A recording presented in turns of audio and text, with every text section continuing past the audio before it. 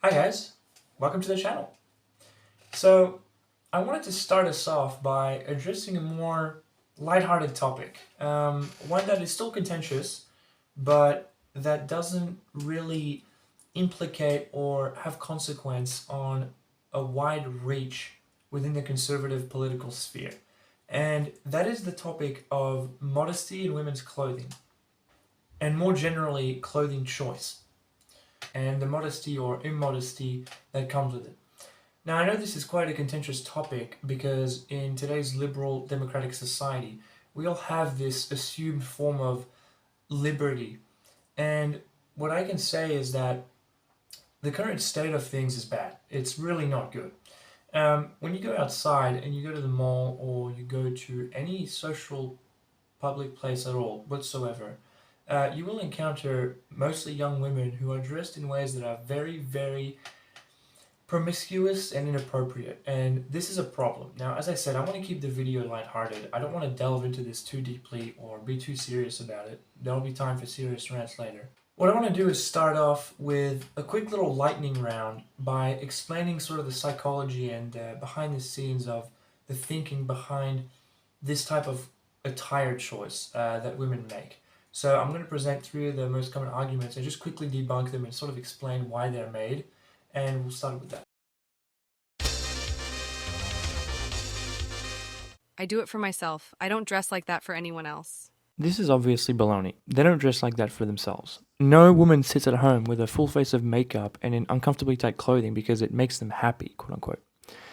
This is a phenomenon that has crossed the social media to reality barrier. In reality, social media has given us the ability to quantify and effectively tokenize attention, making women know exactly what does and doesn't garner male attention at the industrial level. The result is what can be observed in this generation's way of dressing. So when they say they do it for themselves, quote unquote, it's in the sense that it feeds their ego with attention in an unhealthy way. Yeah, I wear them because it's comfortable. Can't a girl dress for herself? The comfort argument, mostly used for yoga and hot pants type of clothing, loses all of its water once you realize that it is totally irrelevant. Comfort is not a factor for public decency at all. I'm sure if I asked most men if they'd rather not wear any underwear at all, they'd find it a lot more comfortable. That does not justify it. Nudity may in fact be the most comfortable way to exist, but it is unacceptable. This is no more blatant in the dichotomy observed between private and public attire choice. Nobody goes out in pajamas or sleeps in a three-piece suit. What do you care what other people wear, you weirdo? This expression of contempt is not even an argument, just a feeble attempt at ridicule or accusation of social weirdness to discourage further investigation into the matter. It rings similar to the often used libertarian argument that as long as nobody is hurt, then why should you care about how other people behave? A totally fallacious way of thinking about social norms. You'll also notice that arguments like, it just looks good, cute, sexy, quote unquote, are never used, because they ring much closer to the truth, and the true purpose behind such attire.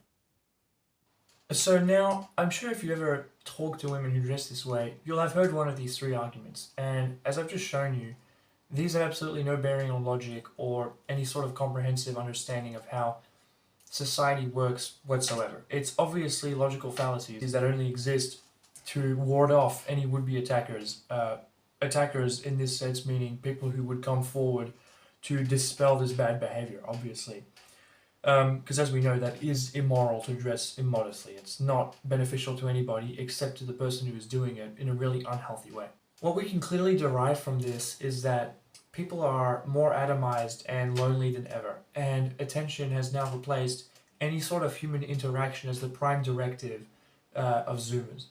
And what this does is that it creates people who are willing to go to any lengths and extort any sort of privacy or intimacy left in their lives in order to squeeze any sort of positive hedonism out of anyone else on earth, no matter who it may be. So this brings me to my next point. This sort of dichotomy with women dressing this way creates a lose-lose situation where women are giving up the essence of their femininity, which lies in this mysterious allure of seduction, and they're turning men into slaves to their desire. And so this is effectively destroying both healthy femininity and masculinity. You'll often hear feminists online and in real life screech about toxic masculinity, and the reality is that masculinity has been turned toxic because of behaviors like this. Obviously it does reach much further back in history than just this, and what I'm talking about today is a tiny part of it, but I felt that it was important to address in a more lighthearted way because obviously this is not the biggest issue, but it still is a symptom and also a step in the degradation, the moral degradation of today's generation. So, as I was saying, it is a lose-lose situation. Why? Because when women are willing to give up what men desire most without a fight, what does this do? This sort of acts like sugar in the diet or some sort of thing that is hyper stimulating and hyper precious to the human body, to the human psyche. So this is more of a psychological effect. So what we realize here is that women give up their self-esteem and men give up self-control. And so what this does is it creates a generation of women who are both simultaneously extremely conceited and extremely low in self-esteem. They're extremely conceited on the one hand because they're able to tokenize, as previously mentioned, the attention that they can gather from exposing themselves like this with social media. We'll mention this later. And at the same time, their self-esteem is extremely low because they understand that they're giving up their dignity and their privacy. And so this creates a massive cognitive dissonance in their brain, which makes them extremely mentally unwell. And obviously on the other side of the aisle, men's self-control is constantly eroded by this. And as we know, self-control is the chief element in self-respect. And you need self-respect in order to have courage in life and in order to be able to do anything that is morally righteous. I doubt you'd find anyone who's morally pure and morally righteous that has no self-control and no self-respect. I don't think that's possible. So what this does is it creates a massive lose-lose situation where women give up their dignity for this short-term attention, for this short-term ego boost, and men give up their self-control for this short-term pleasure. So this is not the biggest problems, as I've previously mentioned, but this is a massive step and also a massive symptom of the moral degradation of our generation. Now, a little bit more on how this destroys femininity. I mentioned just a few minutes ago that the power of femininity lies in its mysterious allure. Now, this is something that any self-respecting man would come to realize if he's intellectually honest with himself. We desire one thing from women. I think we can speak generally to men. And when women hold that back and they sort of hide it, it makes it a lot more alluring. It makes it a lot more interesting. It makes it a lot more worthy of chasing. If it's put out there, like on a meat market, like on a flesh market, that loses all of its allure. That totally kills romance, and that totally kills individual love and effective love. And what it does is it replaces it with this pure hedonistic sexual carnal love, which is the total opposite of how you want to start a relationship. And so this is femininity taking its most precious asset and putting it out for the world to see in the open, when it was always meant to be in the shadows. In reality, Gen Z women have totally given up their femininity and they're masculinizing more and more and more, while men are obviously more and more feminized. And so that is reducing the quality of the relationships between men and women at a rate which is almost incomprehensible. It is reducing the capacity for men to view women as more than just pieces of meat, and it's reducing the capacity for women to love men at all. I mean, if you see modern women, what do? They say they hate men. Why do they hate men? It's not because they're stupid or because, it's something that they've done, they're personally accountable for. It's because men don't behave like men anymore. Men behave like pigs. They do. And women give into that, but at the same time they resent it. It's that cognitive dissonance I explained before. They say women are good at multitasking. I guess they're good at juggling mental illness as well. And so what this does is, it creates men who are slaves to their desire, this carnal hedonism, and women who resentfully give that up. And it's very sad. And in my generation, I see seldom people even saying they want kids. You just don't see that anymore.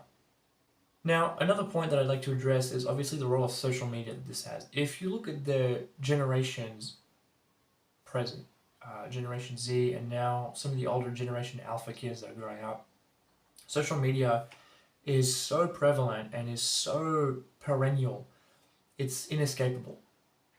And what this does is, as I said before, it's creating a way to tokenize attention and to virtualize human interaction in a way that is thereby unseen. And so what this does is it's totally rewiring both male and female brains into seeking what is most desirable about the other gender in a hyper effective way, in a distilled way, where women can now gather as much male attention online as they can by posting more and more provocative pictures that push the envelope more and more, and they don't have to interact with anybody to collect all of that attention.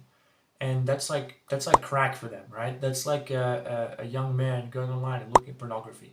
There is no need with pornography to interact with women, to put in the work. That is basically giving each gender the distilled essence of what they desire from the other, and without any of the work, without any of the pain.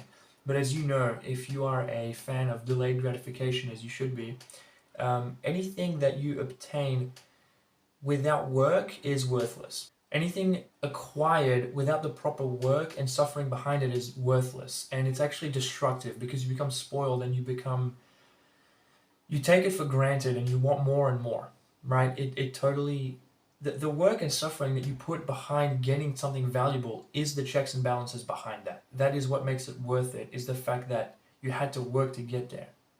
A quick example is if you take a helicopter ride to the top of a mountain, you would not feel the same way as if you had spent a week scaling it, right? When you get to the top, you'd feel accomplished. You would feel this sense of self-esteem for having accomplished something important. So I don't want to stray too far off topic, but what we are seeing here is that social media, social media is now doing both. Pornography, hardcore pornography, is now seldom the dominating force in the sexual marketplace online for men. It's really these Instagram Gen Z women who are posting pictures of themselves in the same attire that they would wear in public, by the way, like leggings, hot pants or yoga pants, a brassiere, just a very open top that shows a lot of skin. That is what they would wear in public. And so what that does is that it creates a self-feeding vicious cycle online where men will give women purely attention for purely sex as a reward, and there is no interaction going. And what happens is that men and women end up resenting each other to a level that is thereby unseen, hitherto unseen. It is insane. You talk to modern women and they have this opinion that men are just these pigs that desire nothing from them but sex. And unfortunately, I can't say they're wrong. I don't see any of my fellow men being respectable, respecting women. I don't want to sound like a simp or like some cock. Treating them like nothing but sex objects is not doing anybody a favor, not even yourself. It's degrading your mental health. It's degrading everything in your life. Now, the last thing I want to address sort of ties into that point. And this is the generational divide, which I addressed at the start of the video. This is the boomer versus zoomer gap. And it's this weird phenomenon that you observe with boomers where they'll be ready to tackle any modern issue of that liberals push forward, that progressives push forward with this zeal, this conservative zeal, and that's great. But there are some issues which are for some reason totally immune to this, and one of them is this sexual libertarianism which they embrace. Most boomers grew up in the 60s, 70s, where they had access to more open sexuality on TV. They could see nudity in the streets, more and more skin being shown in the streets. This real phenomenon where humility and modesty was being taken out of the social conscience, and they embrace that fully, and they don't realize that the reason that most Zoomers nowadays are, at least Zoomer men, are so addicted to pornography, are so sexually unhealthy, have no self-esteem, have no self-respect or self-control, is because of their sexual libertarianism. The pornographic landscape online today can only exist because of their ideas about sexual liberty and open sexuality, where they will regard a lot of frankly inappropriate and sexual imagery as okay. And this leads to a slippery slope, which we all know by now. I hope you know this is more than vindicated, and I could give you 100 examples of this, especially socially. And so, but they refuse to let go of this. They refuse to say, okay, it's either because they can't comprehend it intellectually, or they're dishonest about it. But either way, this is a phenomenon that started with them. And a lot of the people that I see defending this behavior from young women is boomers, especially boomer women, where they say, no, it's okay, they're free, they can dress how they want, it shouldn't have impact. as if like you were free from the consequences of your acts, as if you could just behave in any way you want and totally avoid the ramifications. That's not how it works. The principles of this society that we live under, this liberal democracy that we live under, is that you can do what you want as long as you're not hurting anyone else. A concept which is totally stupid, by the way. I'll debunk that in a future video. Libertarians, beware. But nowhere is that said that you should be free from the consequences of your acts, right? And they're the first to say it. When it comes to free speech, they go, well, you can say what you want, but you're not free from the consequences of what you say. But for some reason, this topic does not apply to like what people, and especially young women, wear. They'll go, no, you can wear what you want, and if like something bad happens to you, then that's totally not your fault. I mean, I hate to say it, I'm not a victim blamer, but you should accept a part of responsibility for what you do. So anyways, I didn't mean to rant on and on with this for too long. I just wanted to make a couple of quick points, address this contention, because I see a lot of conservative boomers still arguing against this, and I just wanted to set the record straight, hopefully from the point of view of young conservative Christian men. But yeah, this is this lack of modesty is not so much one of the biggest factors that are making the society worse and worse, but it is a symptom, and it is making things worse. And I think, to be intellectually honest, you would have to recognize that. It's making things worse, and it's a symptom of things becoming worse. So it's a vicious cycle, especially because, you know, women tend to latch on to social trends a lot. A lot of women will simply buy a pair of leggings because they see their friends do it without thinking at all about the ramifications of what that does.